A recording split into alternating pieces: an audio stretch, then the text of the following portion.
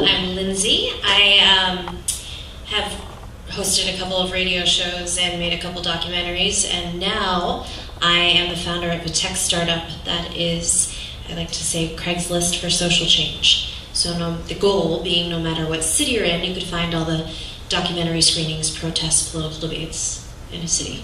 We are live in Portland and Detroit. I just moved to Seattle a couple weeks ago. So the way it works is it aggregates from other nonprofits or anyone who links to it. So any organization or individual can copy the URL of their calendar, put it on our site, and all their events will always show up, tagged by whatever they work for. So it's a super automated, easy way to create a really comprehensive database of the events and organizations and people that work for social change in your community. What's it called again? Activate Hub. ActivateHub.org. So we're only in Portland and Detroit so far. I am looking for people who want to help run the Seattle site. Help the Seattle site means maybe spend 2 hours a week looking for calendar feeds to import or deleting extraneous things that show up because so much of it is automated. But I call it a calendar. I call it an info database for social change. Personally, I think it's the future of media. Why? Okay, on every event page, there's comments. So people, when they go to a protest or they go to a political debate, can have conversations there. And it lends itself to some great first-hand reporting options.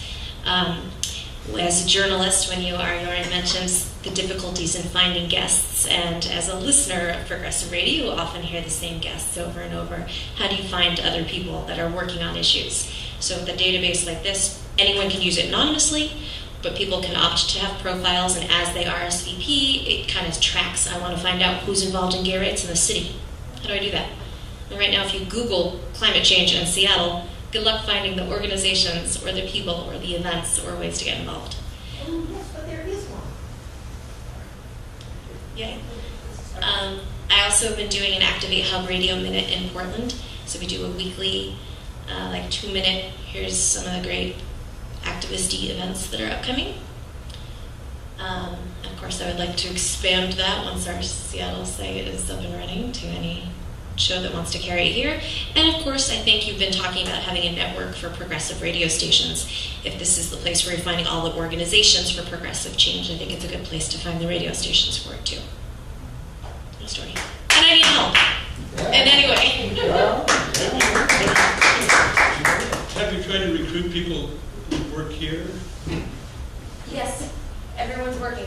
They're On their own thing, everyone's like the founder of some starving startup here. But I've only been here 3 weeks, so I'm Any response to that notion?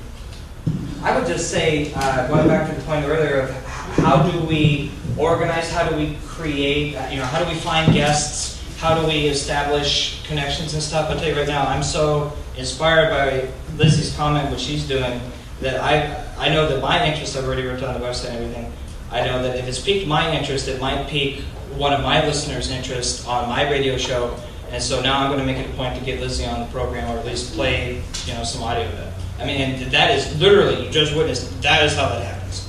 And it's just, all of us we're kind of doing our own thing independently, and somehow, some way, the paths cross.